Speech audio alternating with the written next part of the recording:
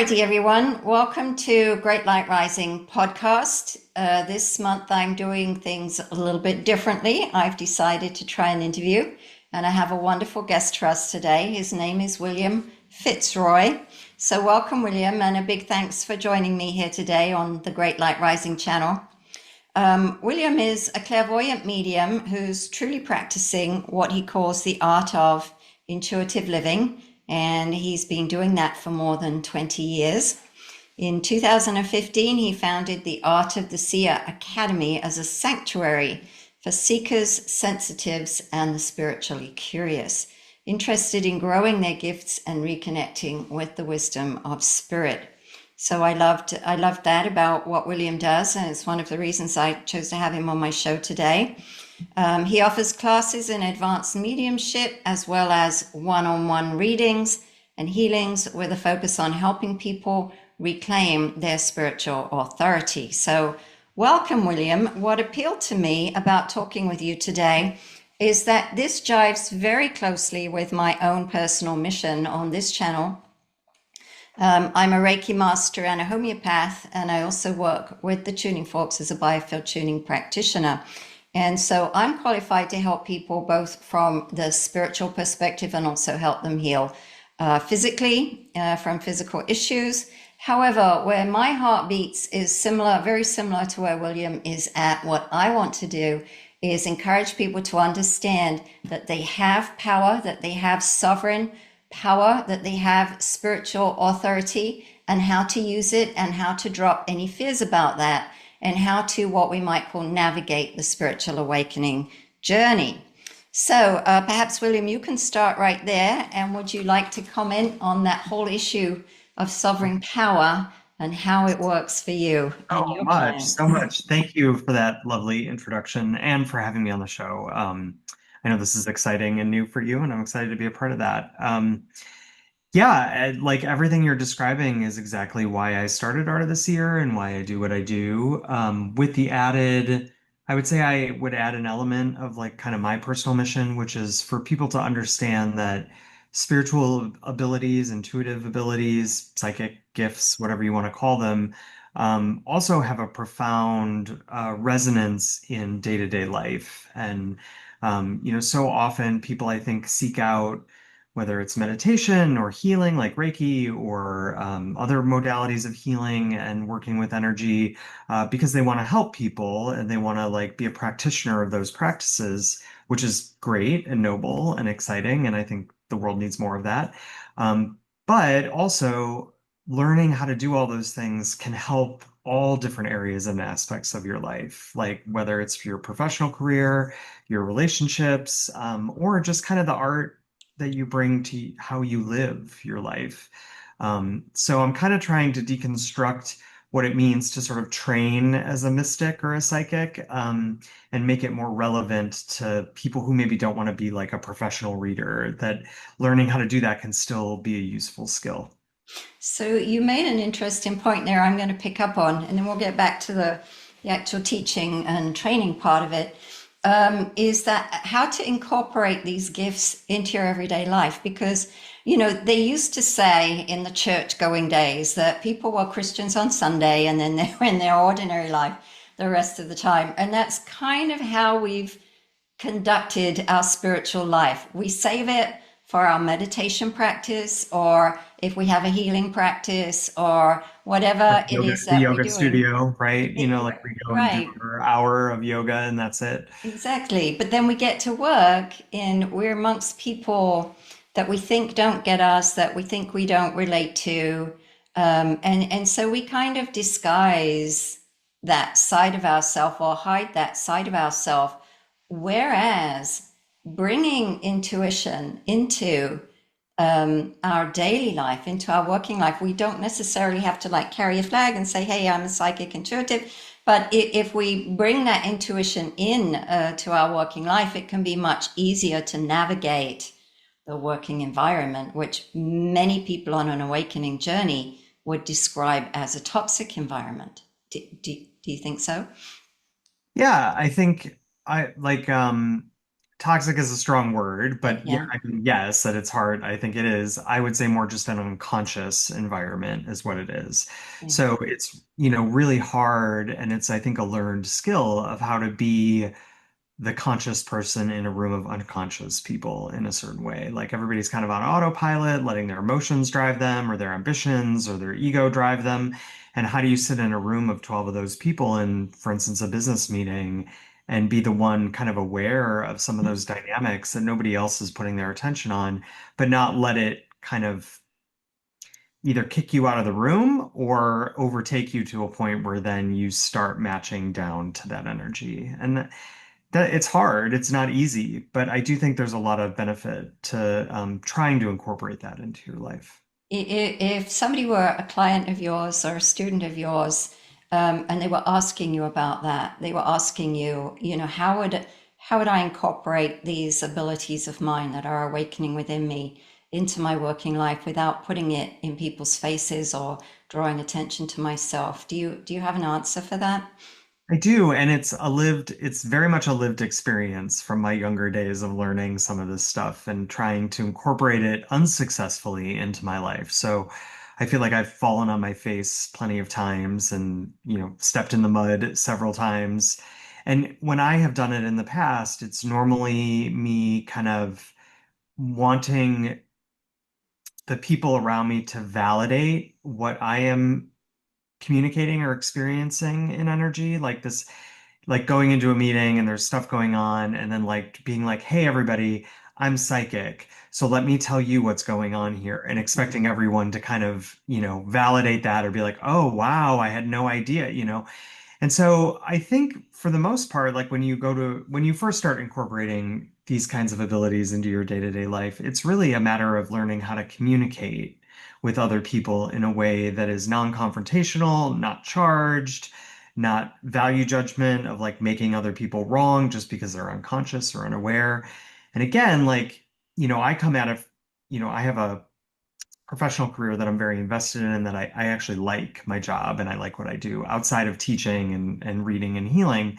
Um, but also it's really helpful with my family. Alan Watts has that famous quote, I think about it every year at Thanksgiving time, which is like, if you think you're so enlightened, like go home for the holidays and find out how enlightened you really are. So it's not dissimilar to like how do you, engage in these relationships with people that aren't on the same spiritual path as you, retain your spiritual growth and your spiritual perspective and communicate that in a way that's like softened a little bit, right? So that it's not confrontational, but yet it allows you to maintain the integrity of what you're experiencing. I have a lot of clients who will say things like, now that I'm spiritually awake and cannot relate with my family in the way that, I used to, I want to be in my authentic power. I want to be in my authentic essence. But when I behave that way in front of my family, they can't accept it. It causes conflict, etc., etc. And I will sometimes tell people, you don't have to always be in your authentic essence externally. You can be that way internally. And when you're around people like that, it's okay to pedal back a little bit, to hold it in a little bit. And that is not denying your authentic self, but rather that is allowing them to be their authentic self because they're not there with us yet, right? Yep. Yeah, that's the hardest part is letting other people be where they are. No one likes to be pushed Right. in something that they don't enjoy. I wouldn't like that, and I think all of your clients and all my students would not like that either. Yeah.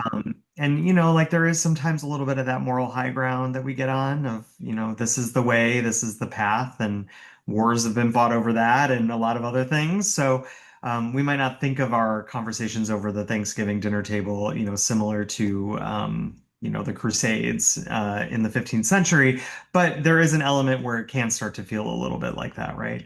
So how do you keep yourself from letting your spiritual growth or your spiritual journey isolate you from the people around you that really just want to be in relationship to you in some way, and they might just need help learning how to do that? I have found on my own journey, if I talk about that for just a minute, Please. that I did go through that place where it was very, very difficult to be around family. You know, I wanted to speak my truth, but not just that. I wanted to shout from the rooftops, like, oh, I've discovered all this stuff. I've awakened. I found all these interesting things that we've never been taught. And I wanted everybody to be on the same page with me because I thought that would make them happy. And many of my clients report this as well. And it was quite a journey to come full circle back around to the place where I learned that as each one of us wants to be accepted for who we are, so those people who are not on the same path with us also deserve to be accepted for where they are. And you sort of come full circle in the end. So if there are people out there who are going through this, who are having trouble with their family, with their co-workers, and they're isolating a little bit and feeling lonely, I think it's worth making the point that this is a phase, and you manage that phase as you pass through it. You do come back around.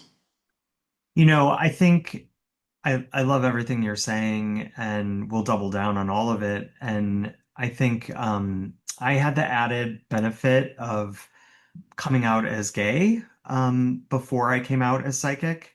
And I think those journeys are actually not very dissimilar in a certain way. Um, I think a lot of, queer or folks who have alternative what sexuality, but also not sexuality, just identity, considerations. I think when people first start to uncover who they are, which is happening in a lot of ways, even other than being psychic right now, um, you get really into it and you're like into the languaging of it, you're into the community of it, you're into like how that gives you authenticity and space to express yourself. And so I think we can also look to other ways in which people have that individuation journey, not just in the spiritual space, and find like really good models of psychology and behavior that like really help you integrate it in a positive way that doesn't alienate your friends and family maybe as much as you would want to. Yeah. Also, one more thing I'll add, and then I have another question for you, is that as we do that, as we go through that journey, and as we put little feelers out, maybe in the family or at work, about how other people feel, we often find that there are other people who are also hiding their authentic self, as it were, because they're afraid of the same kinds of things that we're afraid of being judged and ostracized and so on and so forth. So as you came out from being gay and from being psychic, did you find how did you find your new tribe, as it were, or have you found your new tribe? I have, and feel very blessed that I've also been able to create what I think is a space for people to find that tribe in their own way. I, on the being psychic side of it, every single person I would say 90% of all the people I've ever told that I'm psychic or a medium or clairvoyant or I work with spiritual practice, every single person has a story. They I, like do. I countless Uber drivers. Like there was a time when I was young and I had something to prove that I'd like get in an Uber and they'd be like, "What do you do for a living?" And I'm like, "Oh, I'm a psychic." And I get all excited about it. And inevitably, all of those Uber drivers over those years would be like, "Oh my gosh, that's amazing. You're not going to believe it. My aunt went to this medium one time and, got this communication from my dead grand." And everyone wants to share their story about, ghosts or some supernatural experience they've had or some experience they've had with energy or something unexplained. A time like a guide came to them in a dream, Yeah. it's amazing to me that everyone has these stories and Yeah. culturally we're just so you know we don't have a lot of permission to share that in a very open way. Right. It's changing. But tell us a little bit about how it was for you, because a lot of people, that I meet up with that come to me are trying to awaken, want to awaken their psychic gifts and feeling the stirrings inside. and don't know where to go from there. And so, can you talk a little bit about how that happened for you? Yeah. I just kept screwing up everything. I like basically I like failed my way into being psychic in a certain way. Growing up, when I was a child, I was very imaginative and creative. I was very involved in the arts. I had a lot of, what I called then imaginary friends, what I would call now would be sort of spirit guides or, helpers that I was very much in communication with all the time, much to the dismay of my parents and everyone around me who thought, this poor kid needs to, get on the straight and narrow and tighten things up. So I remember as a child sort of always feeling a little separate and a little different than everyone else. At first, I thought that was because I was very artistic and very, I did a lot of theater when I was a kid and high school and even before that. Went to university for theater as well, so was always around artistic people. And I was like, oh, this is that thing that makes me different, is because I'm like a theater kid. I'm a theater nerd. And those are always the outcasts in those social groups growing up, right? Then when I got to university in the early mid 90s, again, a very different time, uh, realized I was gay, or I guess finally accepted that I was gay because I think I knew a lot earlier than that. And then I thought, oh, this like weird thing that I do, this like sensitivity, and I didn't have language for it. It was just this way I had of being in the world where I didn't feel like everybody else, and I felt like I was aware of things that other people weren't. I was like, oh, that must be because I'm gay, and so like that's what gay people are like. And I was so excited because I Oh, finally like, oh, that's what my problem has been, and this is the community that's gonna like help me feel like I belong. And then, of course, I started meeting a lot of other gay individuals, and some of that was amazing. And I also realized that a lot of gay people are not as sensitive as I am and is not as attuned to spirit as I was. So that was like another failure where I was like, well, I guess that's not it either. After university, I moved to the city and got my first big job, my big adult job, and just gradually over time, everything started falling apart. I was having a lot of outward success. I was always very outgoing and creative and successful, but internally was just lacking some connection to myself that I could not find the language or the construct for. And this is a funny story. At the time, I was really struggling. I was struggling. I was drinking maybe a little bit too much. Early 20s, I was kind of like trying to find my way, failing a lot. I had a roommate who came home one day and was like, "Oh, I took a meditation class tonight." She had gone to a meditation class, and I was like, something, and I would never have considered that before in my life, but like some little spidey sense went off, and I was like, "Oh, can you tell me all about that?" And she's like, "Yeah." She's like, "I hate it."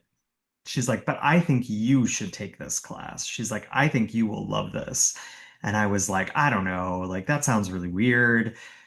So I waited until the next cycle of classes that facility offered, and I went and I took it. And I remember sitting in this hour-long class, and at the end, I went up to the teacher and I just said, I don't know what this is. I don't really understand any of this, and I don't know what psychic means, and I don't identify as psychic. I was like, but whatever you are doing here is everything I've been waiting my whole life for somebody to show me.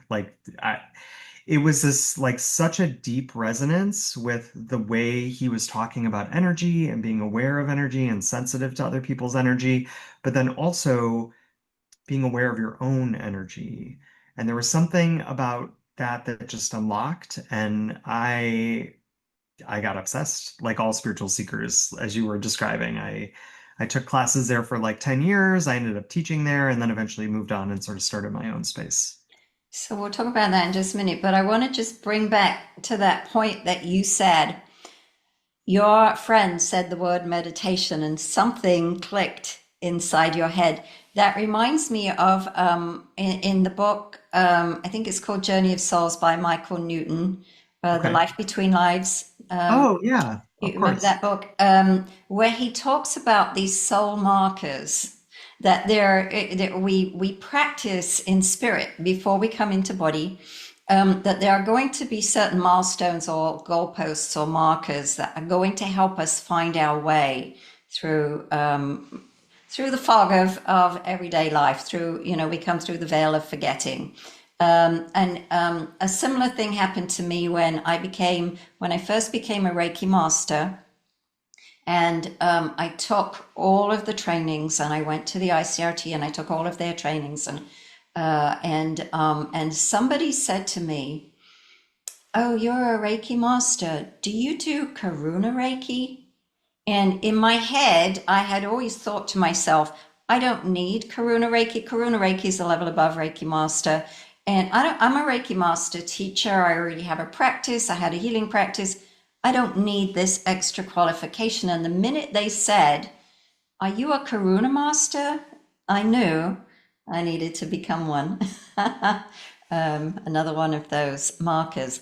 But William, let's get back to, because we talked, before you and I, before we were set up this podcast, we talked a little bit about the journey of the healing practitioner into teacher. And that's a journey you've chosen to take. It's also a journey I've chosen to take. There are many people who don't want to be a teacher, who don't need to be a teacher, are not called to be.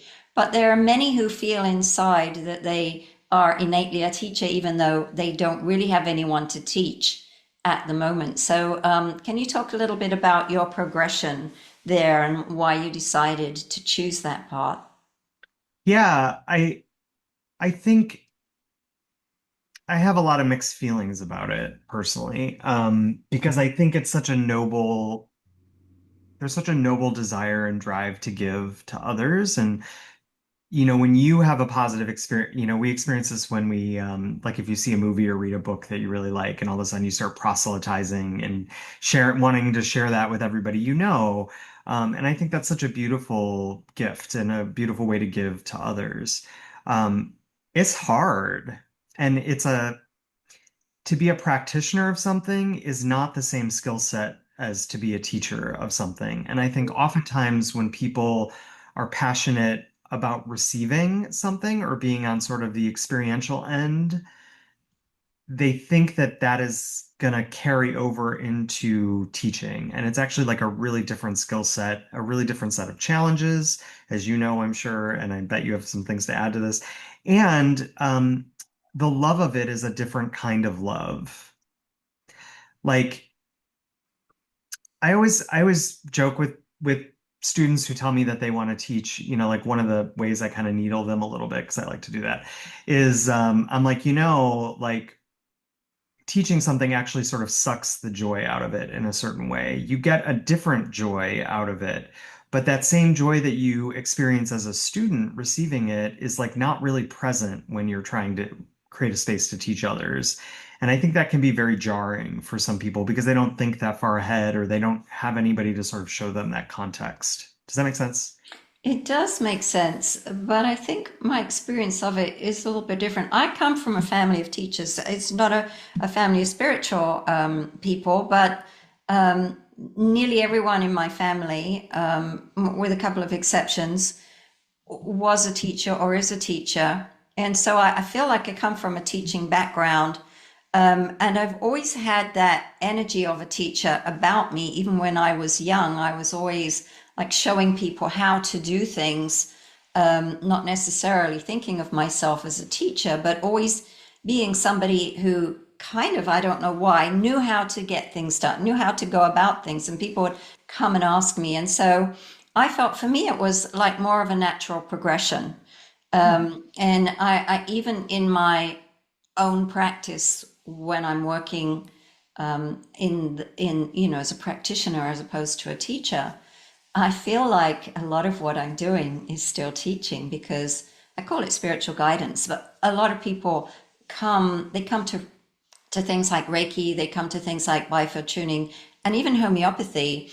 They come with questions, and they're not always spiritual questions, but sometimes they're just, about health in general or stuff like that. But many times they're spiritual questions, and they will walk into my Reiki room, and I have, the crystals and the tuning forks and all the singing bowls and all the toys around the room, and they will get curious and start asking questions. And so you sort of naturally glide into this position of, well, how do you buy a tuning fork, or how do you choose a singing bowl, or what do the different crystals do, and all of this. And so, anyway, I found that. But tell me a little bit more about your teaching practice. How can you teach somebody to be a psychic?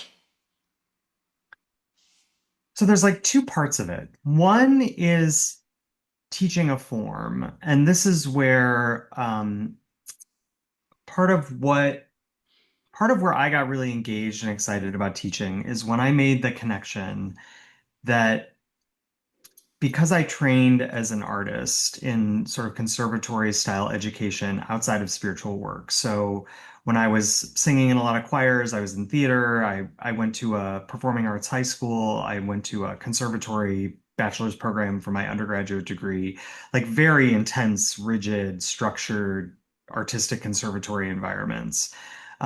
Where you're really training your body as an instrument in a certain way.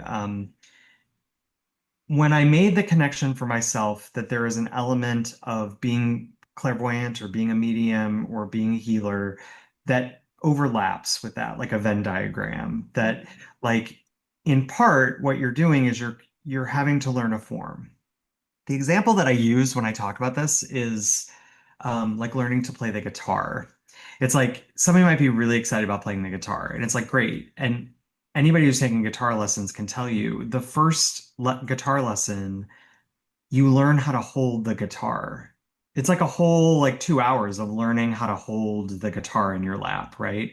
And people always think like I don't you just hold it, right? And it's like no, no, no, no, no. It's like a whole thing how to hold a guitar, and it's individual for each person because you have to figure out how your body relates to the instrument and how you hold it and like how you hold it when you stand, how you hold it when you sit. Like it's all, like it's very nuanced, right? Mm-hmm. And then once you sort of start to get your handle on how you hold the guitar, then you learn like a chord, and then you learn a second chord, and then you learn how to move from one chord to the other chord. And you're still like, but I want to but I'm not playing the guitar yet. And it's like, I know. And then eventually, once you learn a couple chords, you can start to move quickly. And then you add a melody line on top of it. And now all of a sudden it starts to sound like music. But you're still just playing music that somebody else wrote. And then eventually you might learn how to play something that you imagine or create for yourself. And that's kind of the progression of the artist. It's the same in visual art. Like anybody who goes to school for visual art knows the first several years of your training, you copy the masters. You learn, you try painting like an impressionist, and maybe you're like a little bit good at it. And then you try like a modernist, and maybe you're a little bit good at it. And then eventually, after copying all these other modalities, you might start to develop your own style, your own voice. And then that's what's really attractive about anything that you create is that it's from you and it's your unique voice. When I started to connect that like there's a way in which what becoming a psychic, a medium, a healer, a clairvoyant, whatever you want to call it, is that same journey. It's about learning a form and learning a construct to work in, and then taking it away and hopefully bringing through something that's very unique and special to you that's reflective of who you are in spirit. Mm. When I made that connection, that's when I got really excited about teaching because I was like, oh, I know this journey. I know this in so many different ways. I've done it here, I've done it here, I've done it here, and now I've done it in a spiritual space. And so there's a way in which I recreate that journey for someone else Mm-hmm. by giving them a space to learn a form, to practice, practice, practice, practice, because that's the only way you learn how to use your instrument. And then through that, hope. And this is where I think what I do at Art of this Year might be a little bit different sometimes than what other spiritual spaces talk about or how they structure their education. Is that then what I want to do is take those training wheels off and empower the student to like really develop their own voice or their own style or their own technique. So I'm going to show you what I've learned and share what I've experienced in the hopes that it helps you structure and form. And then my hope is that I pull all that back and that what's left is this like beautiful new thing. Right. So I am not a psychic medium. I am highly intuitive and I get a lot of information cognitively and what I will say claircognitively and clairsentient. Those are my two strongest clairs. Sometimes I hear things and smell things. And sometimes I do have visions, but I can't depend on that. I can depend on my inner knowing. And so a question I get asked a lot, and I know that through experience. I know that I can depend on that through experience. But a question I get asked a lot, maybe you can answer it from your perspective, is how do you tell the difference between what is imagination, what is ego, and what is a message from spirit? I know it's a classic question, but Yeah. it's one a lot of people have. Well, the first thing that I would say is that your imagination is your clairvoyance. It's the same thing. Mm, The trick is to find what I would call a vibration or a sense of neutrality in your imagination, where you are seeing what you're seeing, not necessarily what you want to see or what somebody else wants you to see, whether that's the person that you're looking at, because we're very good at projecting, and we're very good at projecting mental image pictures at someone else and hoping that they validate and see what we're trying to get them to see for us. That also happens on a spiritual level with out-of-body beings who can get in the way and sort of want you to see things in a certain way or want you to see things from a certain perspective. And that I can't, there's no way for me to explain that. It takes time and it takes external validation repeatedly in order to sort of train the muscle. mm, The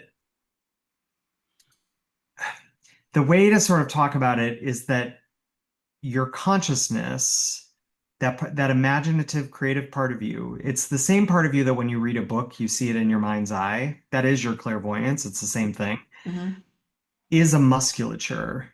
And mm-hmm, so the only way to, number one, have it be dependable, be able to turn it on and turn it off and activate it and deactivate it when you want, and to be able to rely on it as a source of strength is to train it like a muscle. And mm-hmm. that just takes practice. I also teach people to, well, I teach the law of the rule of three. It's not a Okay. law, but the rule of three. Like when you are, so the way gets posed as a question to me is when we're in Reiki. So I teach Reiki, and so when people are giving a Reiki session to somebody and they have a thought, an intuitive thought, and they're not sure if it relates to the person they're working with or if it's ego or just their own imagination, I tell them brush the thought aside and stay in Reiki with your person. And if you get that thought again, now you've had it twice, push it aside. If it comes back a third time, it's probably an intuitive thought. And so this is the way to build confidence in that is simply to engage in conversation with the person when the Reiki session is finished and ask questions. Hey, does this mean anything to you? I wasn't sure if I wasn't sure if this came through to me, but do you have any experience with this? And then that's when you start to get feedback from somebody. And when you get feedback from somebody, a positive feedback, because most people will say, "Oh yeah, that means this, that, and the other," and then you've got something to hold on to that there was something real that came through, and now you start to build what we call experience. So now you have experience of being right and having had a psychic message, and so you can just build on that. It's building on your confidence. Most people Yeah. already have the ability, but they haven't acknowledged it, haven't accepted it, haven't believed in it. Yeah. Now, what I would do in my format is just swap out confidence with musculature. So Okay, what you're doing is just training the muscle, and training the you're training muscle. it by sort of validating and going. Yeah, Kind of sometimes I talk about it like swimming. It's like most people you can like push them in the pool and they'll like figure it out, you know? But yeah, like if you want to be an Olympic swimmer, if you want to do, 10 readings a week and you want to like really make it a thing and you want to be really skilled at the craft of it, you need to train and you need a coach standing out at the sidelines, like helping you with your form, helping you see what you're not seeing, help yeah. run the timer, like do all those kinds of things. So, it's it's really looking at consciousness and those abilities as a musculature and training them just like you would how to play an instrument or how to do be an athlete. Or, yeah, building muscles through working out, practice, practice, practice. I also talk about mastery. What mastery is practicing the basics over and over again. You know, people will take a Reiki class and then they'll come for a Reiki master class and say, you know, how do I become a Reiki master? And the answer is you just keep doing Reiki. You keep doing the same Reiki you've been doing over and over, and eventually it just your ability to channel just sort of feeds off itself and builds the power within you. We People, talked a can we little, talk about that for a second? Because yeah, one yeah, thing I'd like to add is just like, I think people sometimes miss that that is like universal, yeah, you know?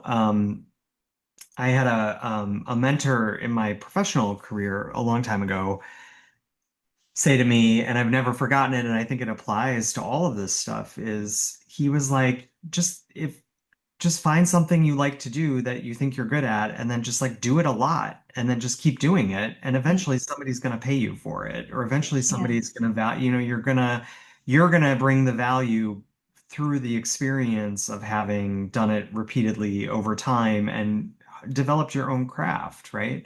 yeah. And I think sometimes people are just, I think it's cultural, but we're looking for like a quick fix. Like somebody give me a certificate and then I'm considered a master or whatever. And, it's nice to be validated for the time or the work that you put into something, but true mastery, as you're describing, is self-validated, right? It's true. I have um, clients or students or friends who practice regularly and have not taken advanced classes, and then others who have taken advanced classes but don't practice regularly.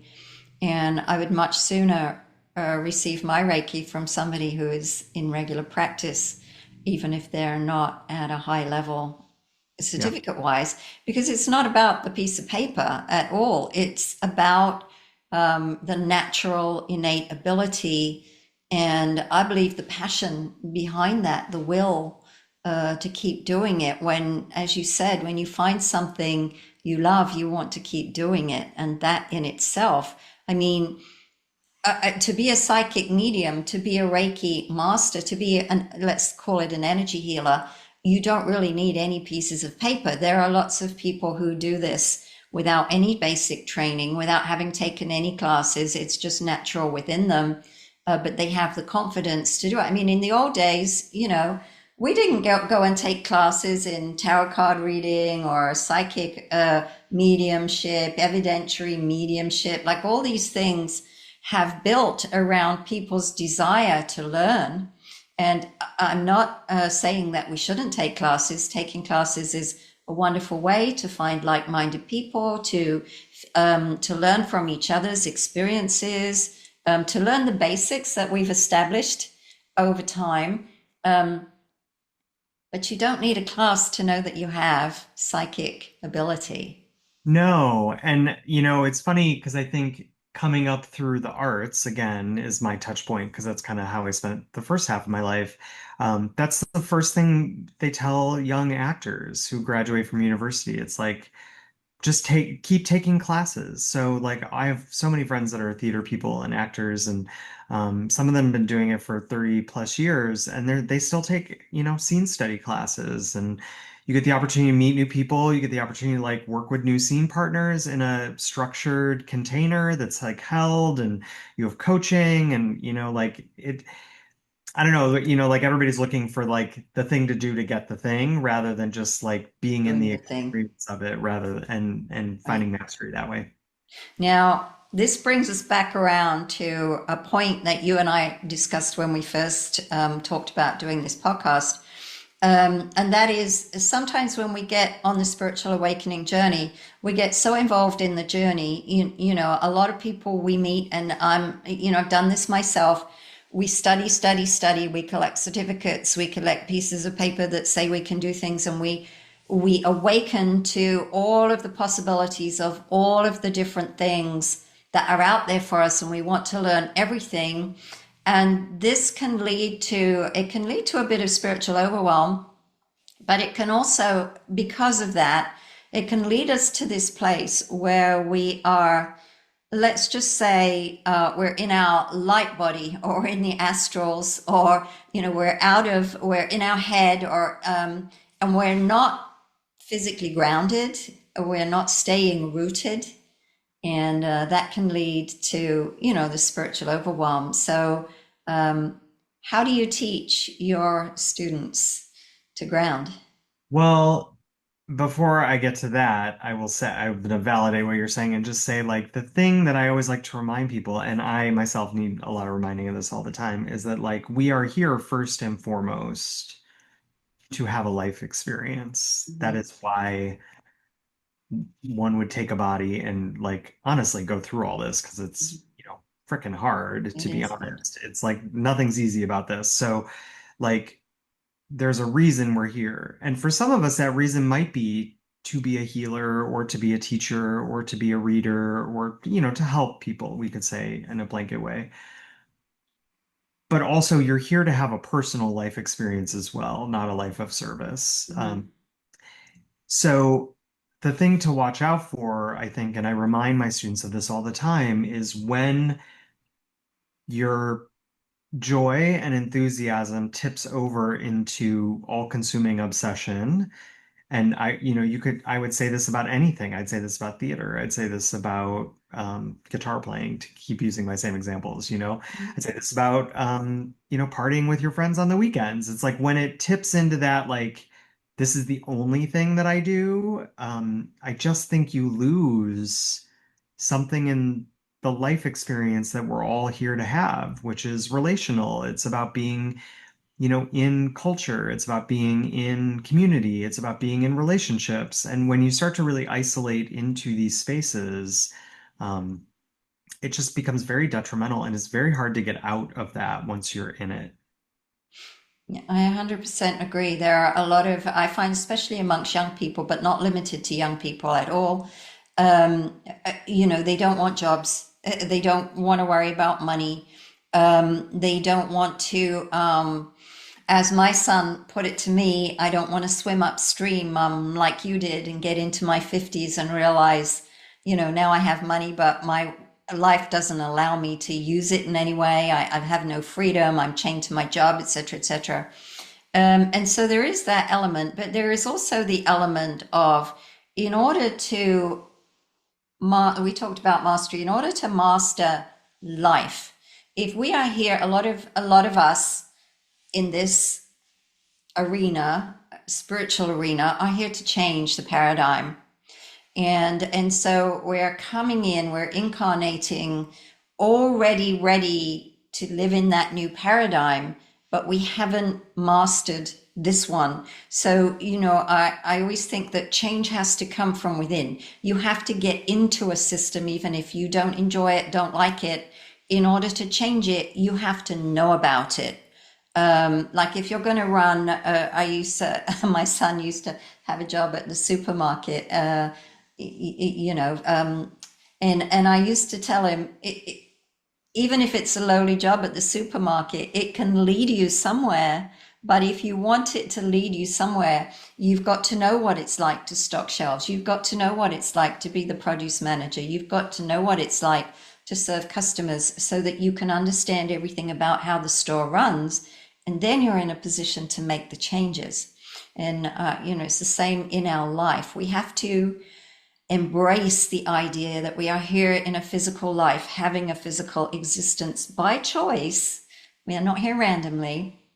And because of that, once we fully engage in that, then we're in a solid position to make the changes we want to see. No notes. Yes. 100%. 100%. Yeah. And it's so Yeah. hard because I think for a lot of spiritual seekers, we've lived lives that we feel like the outcast, or we feel like we don't belong, or we feel like, nobody gets us or sees us or appreciates us. And then we find these, little pockets or these little places or spaces where we get to meet others and feel very seen and validated. And then we just want to like make that our full-time existence. And I, it's very hard on the body. It's very hard on a life experience to try to make that happen. I know when you and I were prepping for this, we talked about an example of like what something that I always tell my students is like, a lot of students come and they want to be professional readers, and I think it's great. I think people should do it. I think it's fun. I enjoy reading people professionally. I made a choice very early in my development that I was not going to make that my full-time thing. I've gone through like a couple years here and there where like I can make that my full-time thing. But I chose very early on not to focus on that as a full-time thing. Other people try to do that. And what I would say to them is like, how much do you need a year to live comfortably? What are your taxes? How many readings is that a week? And then like, are you taking off 2 weeks for vacation out of that number? And then, it comes out to something like you're doing like 12 or 13 readings a week for 50 weeks a year. And it's like, no one can survive that. That would be like saying you're an Olympic swimmer and you want to swim an Olympic every other week or like in competition every other week. It's not dissimilar when you look at like really high performing athletes or high performing musicians or things like that. They do this really rarefied and special thing, but they can't do it every day, Right. like over and over and over again. It just is not sustainable for the body. So I really encourage people to try, we live in an exciting time. I mean, listen to me with my We, capitalist propaganda. I don't know how we exciting do. of a time it really is. But we live in a time where, like, I think there's a lot of freedom and permission to cobble together multiple things to create a life that, works and is fluid and is reflective of people. That's what I've been able to do myself. I have a corporate freelance career, and then I have teaching, and then I have reading, and some months I do more corporate work and I do less of the other two. And then, some months my freelance contracts are a little low and I'm like, oh, I'm going to send a couple newsletters and do some more readings this month. And that's fun. And then I can, sort of move the pieces around on the board. And I encourage people not because I want them to do it the way I have done it, but because I think there's something really valuable in creating a holistic life out of pieces that give you permission to be you in all these different places and spaces. Beautiful. Um, Wrapping up here, William, it's been lovely talking to you, but do you have some parting words of wisdom, not to put you on the spot, that you would use to encourage people who are thinking of making the transition from a practitioner to a teacher? Oh, um, yeah. Oh, this is a good one.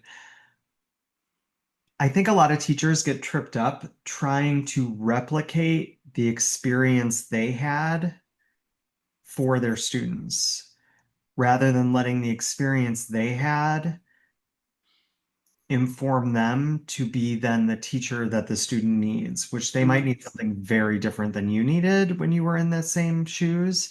And Mhm. so I think sometimes there's this clunky kind of place where people get stuck in that transition where it's like, well, this is how I learned it, or this is what my journey was like. And so I want to recreate that very same journey for everyone else, rather than just being really present and being in your own wisdom and your own energy, and then like showing up authentically for what those people need, which might be very different than what you needed. I have to tell a quick story here before we wrap up, and then I'll give you a chance to give links and your website. And that is when I first started being a Reiki teacher, I thought that it would be cool to let people take my class more than once. They call it auditing the class. You take it once and you take it again. And so I had this one teacher, which wasn't a teacher, a practitioner. She had many more years experience than me, but she came back again and again and again. And she was a friend, so I hated telling her, she couldn't come again. But when she came the fifth time, I said, what is it exactly that keeps drawing you back? And now, bearing in mind, I was a new teacher, so I was learning how to teach. And so every time I taught this, it was a Reiki 1 and 2 class. Every time I taught it, it was a little bit different because I was evolving in my style. And she said, well, I'm trying to teach it like you teach it, but I was a moving target. So each time she came, she felt like she couldn't master it. I eventually sat down with her and said, let's go through the manual, and you have to find your own style. You can't teach, you can't be the teacher that I am. You have to be the teacher that you are, and you will attract the students who are ready for your teaching style. Those students will not resonate with my teaching style, they'll only resonate with your teaching style. And in fact, she did send a student to me when she was nervous to class, and that student didn't come back. She wasn't right for me. She wanted to learn from my friend. So, anyway, we all have to find our own style in Yeah. things. Um, William, would you like to tell people how they can get a hold of you if they're interested in classes in psychic mediumship? But you still do give sessions as well, don't I you? do. Yeah, Yeah. I do one-on-one readings and healings. And I teach most of the advanced classes at Art of the Seer. I have some great faculty that have worked with me and trained with me. And they teach some of the beginning classes. We have a lot of drop-ins during the week, so there's like opportunities to come in and get free readings from our students. It's a practice for them. It's a free reading for you. It's like a win-win for everybody. We have a lot of fun stuff available. It's artoftheseer.academy. Okay, great. Thanks so much for doing this, and good luck with everything. And I hope we'll talk again sometime. Mary, thank you so much for having me. This was really fun.